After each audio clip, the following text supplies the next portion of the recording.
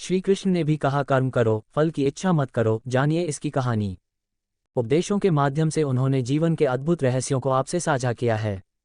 उनकी शिक्षाओं में छिपे हुए ज्ञान के माध्यम से हम जीवन को सकारात्मकता और ऊर्जा से भरने के लिए प्रेरित होते हैं, जो हमें जीवन की ऊंचाइयों और गहराइयों में मार्गदर्शन करते हैं।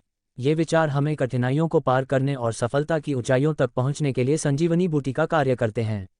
यह विचार हमारे समाज के सभी उम्र के लोगों के लिए उपयोगी है। मैंने ही इस सृष्टि की रचना की है, मैं ही इसका पालन पोषण करता हूं और मैं ही इस सृष्टि का विनाश अर्थात अंत करता हूं।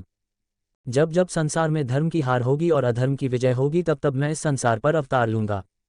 धर्म कर्म से होता है, कर्म के बिना धर्म की कोई परिभाषा नहीं है। हमारी आस्था की परीक्षा तब होती है जब हम जो चाहे वो हमें न मिले और फिर भी हमारे दिल से प्रभु के लिए शुक्रिया ही निकले। लोग अक्सर सच कहने से बचते हैं या डरते हैं, पर सत्य कभी छुप नहीं सकता और न ही कभी मिट सकता है। कितना भी छुपा लो, पर सच तो उजागर हो ही जाएगा। अहंकार से इंसान की प्रतिष्ठा, वंश, वैभव तीनों ही समाप्त हो जाते हैं। आत्मा अमर है, इसलिए मरने की चिंता कभी मत करो। आत्मा का अंतिम लक्ष्य परमात्मा से मिलन होता है।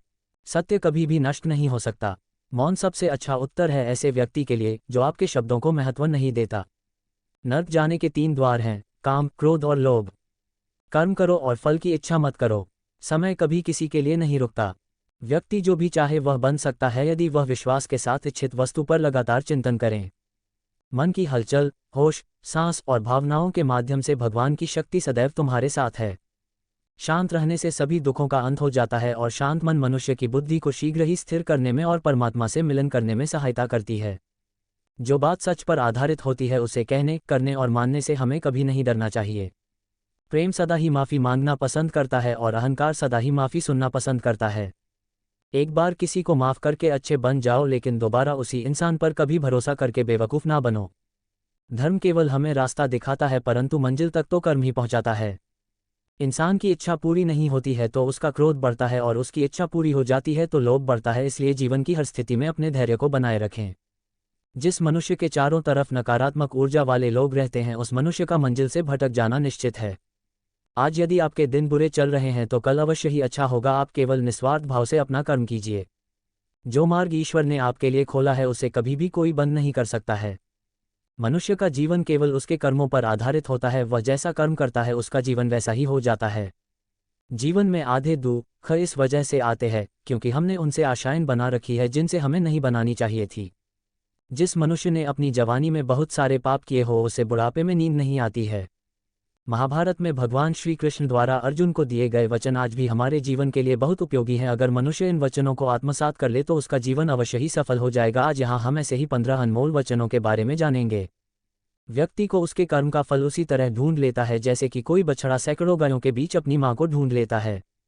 आत्मा ना तो जन्म लेती है और ना ही मरती है, ना ही इसे जलाया जा सकता है, ना ही इसको भिगोया जा सकता है। आत्मा अमर और अविनाशी है। संसार में कुछ भी स्थायी नहीं है। आत्मा शरीर को वैसे ही छोड़ती है जैसे मनुष्य अपने पुराने कपड़ों को उतारकर नए कपड़े धारण कर लेता है। व्यक्ति का सुख दुख, मान अपमान, लाभ हानि का एहसास करना मन की शरारत है। आत्मा का इससे कोई लेना देना नहीं है। जब ये संसार ही स्थायी नहीं है तब इस संसार की कोई वस्तु कैसे स्थायी हो सकती है। मैं इस संसार के सभी जीवों में विद्यमान हूँ। मैं चींटी में भी हूँ और हाथी में भी। संसार के सारे रिश्ते नश्वर हैं और केवल शरीर से जुड़े हुए हैं। जैसे ही व्यक्ति की मृत्यु होती है और आत्मा शरीर को छोड़ देती है, आत्मा का शरीर से जुड़े रिश्तों से कोई नाता नहीं रहता। मेरे तुम्हारे हम सब के कई जन्म हो चुके हैं, ना तो यह मेरा आखिरी जन्म है और ना ही ये तुम्हारा आखिरी जन्म है। वर्तमान परिस्थितियों में जो तुम्हारा कर्तव्य है वही तुम्हारा सच्चा धर्म है। मैं किसी व्यक्ति के भाग्य का निर्माण नहीं करता और ना ही किसी को कर्मफल देता हूँ। व्यक्ति या जीव के कर्म ही उसके भाग्य का निर्माण करते हैं। क्रोध मनुष्य का सबसे बड़ा शत्रु होता है। क्रोध के कारण मनुष्य की सोचने समझने की शक्ति नष्ट हो जाती है और उस व्यक्ति के पतन में ज़्यादा समय नहीं लगता है। मनुष्य कर्म करने से कभी छुटकारा नहीं पा सकता, इसलिए हमें हमेशा कर्म करते रहना चाहिए क्योंकि कर्म के बिना हमारे शरीर का निर्वाह नहीं हो सकता है। परिवर्तन होना ही इस संसार में स्थायी है, इसलिए मनुष्य को परिवर्तन से कभी नहीं घबराना चाहिए। मनुष्य का अपने मन को नियंत्रित रखना किसी घोड़े के नवजात शिशु को नियंत्रण में रखना जितना कठिन कार्य होता है। इंद्रियों के वश में होने से मनुष्य के जीवन में केवल विकार और परेशानियां ही आती है। मनुष्य के जीवन में सुख दुख का आना जाना सर्दी और गर्मी के आने जाने के समान है, इसलिए हमें इन्हें सहन करना सीखना होगा। निर्बलता ईश्वर देता है लेकिन मर्यादा मनुष्य का मन स्वयं निर्माण करता है। जीवन में मनुष्य को अपनी वाणी को संयम में रखना चाहिए क्योंकि वाणी से दिए हुए घाव कभी भी भरे नहीं जा सकते। मनुष्य अपने जीवन में उनके लिए शोक करता है जो इसके योग्य नहीं है। बुद्धिमान व्यक्ति किसी जीवित या मृत के लिए शोक नहीं करता है। मैं हमेशा तुम्हारे साथ और तुम्हारे आसपास ही रहता हूँ, चाहे तुम कुछ भी कर रहे हो। जो हुआ अच्छा हुआ और जो होगा अच्छा ही होगा। स्वयं को मुझ पर छोड़ दो, केवल अपने कर्म पर ध्यान दो। कर्म ऐसा करो जो स्वार्थ रहित और पाप रहित हो। मनुष्य को जीवन में समय चाहे जैसा भी हो अपने परिवार के साथ रहना चाहिए। परिवार पर यदि सुख आता है तो वह बढ़ जाता है और यदि दुख आता है तो वह बढ़ जाता है। मनुष्य को अपने कर्तव्य के पथ से कभी नहीं हटना चाहिए। यह मूर्खता है, क्योंकि इससे न तो तुम्हें स्वर्ग की प्राप्ति होगी और न ही तुम्हारी कीर्ति बढ़ेगी। भगवान श्री कृष्ण कहते हैं कि सत्संग अर्थात अच्छे लोगों का साथ ईश्वर की कृपा से मिलता है, परंतु कुसंगति में पड़ना मनुष्य के अपने ही हाथों में होता है। वह मनुष्य जो सभी इच्छाओं को त्याग देता है, मैं और मेरा की लालसा और भावना से मुक्त हो जाता है, उसे शांति प्राप्त हो जाती है। भगवान श्री कृष्ण कहते हैं, अगर तुम्हें किसी ने दुख दिया है तो इसका बुरा मत मानना, क्योंकि लोग उसी पेड़ पर पत्थर मारते हैं जिस पेड़ पर ज्यादा मीठे फल होते हैं। स्वार्थ से रिश्ते बनाने की कितनी भी कोशिश करो वे कभी नहीं बनते, और प्रेम से बने रिश्तों को कितना भी तोड़ने की कोशिश करो वे कभी नहीं टूटते। यदि व्यक्ति शिक्षा से पहले संस्कार, व्यापार से पहले व्यवहार और भगवान से पहले माता पिता को पहचान ले तो उसकी जिंदगी में कभी कोई कठिनाई ही नहीं आएगी।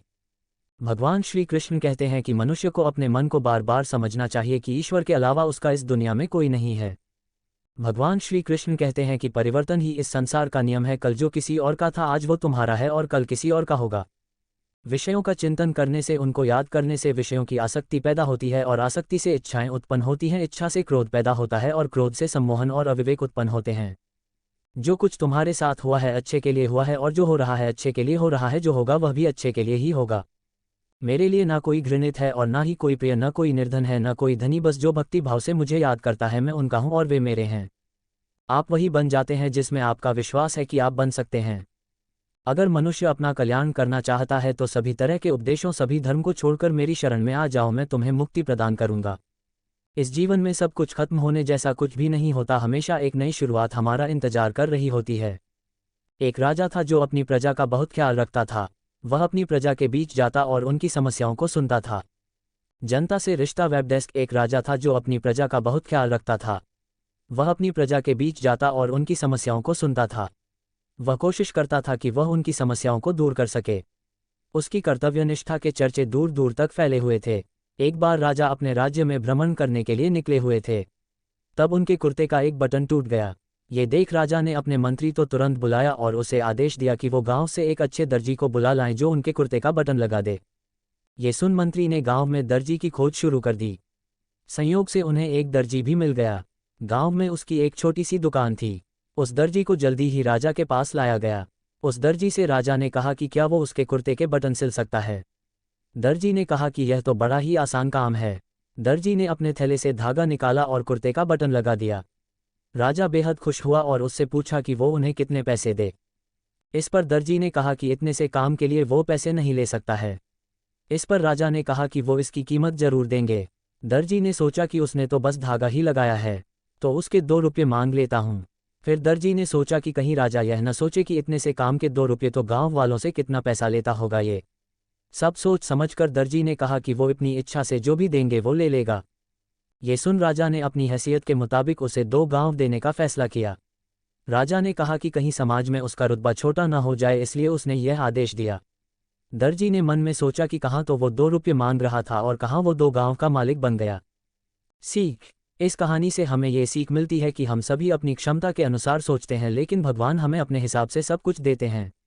हम छोटा मांगते हैं और कई बार भगवान हमें उनके देने की क्षमता के आधार पर कुछ अच्छा और बड़ा दे देते हैं। इसलिए गीता में श्री कृष्ण ने भी कहा कि कर्म करो, फल की इच्छा मत करो, और यही इस कहानी का सार भी है।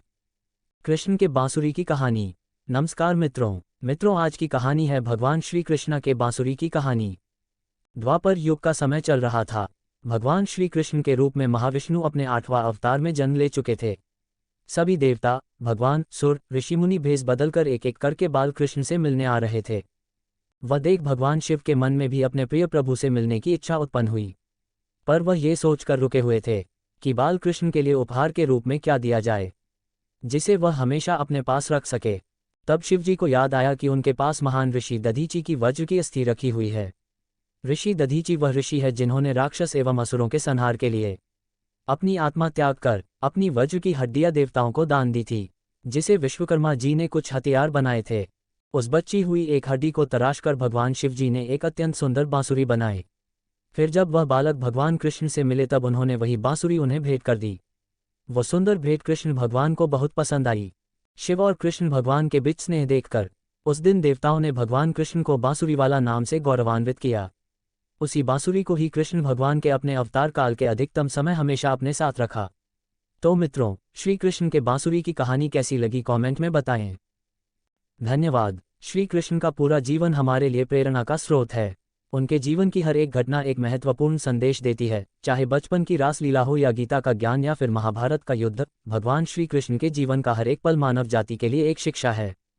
यूँ तो महाभारत की पूरी कथा हम सभी जानते हैं और किताबों में काफ़ी पढ़ भी चुके हैं। इसके अलावा टीवी पर भी अक्सर आप लोग महाभारत देख चुके होंगे। महाभारत के युद्ध की एक घटना है जो मुझे बहुत ज़्यादा प्रेरित करती है और मुझे उम्मीद है आप लोग भी इसे काफ़ी एंजॉय करेंगे। और हाँ, कहानी को केवल पढ़ के मत छोड़ देना, क्योंकि इससे मिलने वाला संदेश आपका जीवन बदल सकता है। श्री कृष्ण और भीष्म पितामह वार्तालाप। श्री कृष्ण ने अपनी पूरी सेना दुर्योधन को सौंप दी थी और स्वयं पांडवों की तरफ से युद्ध का आगाज कर रहे थे। भगवान कृष्ण ने अर्जुन से वादा किया था कि वह युद्ध में हथियार नहीं उठाएंगे और निहत्थे ही पांडवों को विजयी बनाएंगे। युद्ध के 9वें दिन कौरवों के सेनापति भीष्म पितामह में चारों तरफ कहर बरपा रखा था। वो अकेले ही पूरी पांडव सेना पर भारी पड़ रहे थे। भीष्म पितामह अपने वचन और प्रतिज्ञा पर अडिग रहने के लिए जाने जाते थे। उनका मानना था कि जो प्रतिज्ञा उन्होंने की है उसे प्राण देकर भी निभाना है। एक तरफ श्री कृष्ण अपने निहत्थे रहने के वचन से बंधे थे, लेकिन वहीं भीष्म पितामह पांडव सेना पर आग उगल रहे थे। ऐसा लग रहा था मानो कुछ क्षण में ही भीष्म पांडवों को हरा देंगे। श्री कृष्ण शांतिपूर्वक सब कुछ देख रहे थे। वो जानते थे कि अर्जुन भीष्म का मुकाबला नहीं कर सकता, लेकिन उन्होंने अर्जुन से वादा किया था कि वह पांडवों को ही विजयी बनाएंगे। वही महाबलशाली भीष्म पांडवों का तहस नहस करने में लगे थे। यही सोचकर श्री कृष्ण ने भीष्म पितामह को रोकने के लिए रथ का पहिया उठा लिया, लेकिन भीष्म जानते थे कि श्री कृष्ण भगवान हैं, इसीलिए उन्होंने मुस्कुराते हुए अपने धनुष बाण को रख दिए और हाथ जोड़कर खड़े हो गए। भीष्म पितामह, भगवान आपने तो युद्ध में कोई शस्त्र ना उठाने का वादा किया था और आप तो भगवान हैं, आप अपना वादा कैसे तोड़ सकते हैं? श्री कृष्ण, हे भीष्म, आप तो खुद ज्ञानी हैं, आप कभी अपना वचन या प्रतिज्ञा नहीं तोड़ते, इसीलिए आपका नाम भीष्म पड़ा। लेकिन शायद आप नहीं जानते कि धर्म और सत्य की रक्षा करना आपकी प्रतिज्ञा से ज़्यादा बढ़कर है। आप अपनी प्रतिज्ञा और वचन पर अटल हैं, लेकिन अपनी प्रतिज्ञा निभाने के चक्कर में अधर्म का साथ दे रहे हैं। याद रहे, जब जब दुनिया में धर्म का नाश होगा तब तब मैं इस धरती पर अधर्म का नाश करने अवतरित होता रहूंगा। तुम एक इंसान होकर अपनी प्रतिज्ञा नहीं तोड़ पाए और अधर्म का साथ दे रहे हो, लेकिन मैं भगवान होकर भी धर्म की रक्षा के लिए अपनी प्रतिज्ञा तोड़ रहा हूँ। अगर मेरी किसी प्रतिज्ञा या वचन की वजह से धर्म और सत्य पर कोई आंच आती है तो मेरे लिए वो प्रतिज्ञा कोई मायने नहीं रखती है और मैं धर्म के लिए ऐसी हजारों प्रतिज्ञा तोड़ने के लिए तैयार हूँ। अगर आपके सामने धर्म का नाश हो रहा हो और आप कुछ नहीं कर रहे तो भी आप पाप के भागी हैं। श्री कृष्ण का ये संदेश दिल पर बहुत गहरी छाप छोड़ता है। दोस्तों, सत्य की रक्षा हमारे हर स्वार्थ, हर वचन और हर मजबूरी से बढ़कर है, यही इस कहानी की शिक्षा है। जय श्री कृष्णा। दस्तब्दी इस लाइक और सब्सक्राइब करिए। ऐसी और वीडियो के लिए आपको मैं एक वीडियो सजेस्ट करूंगा, वह आप जरूर देखना।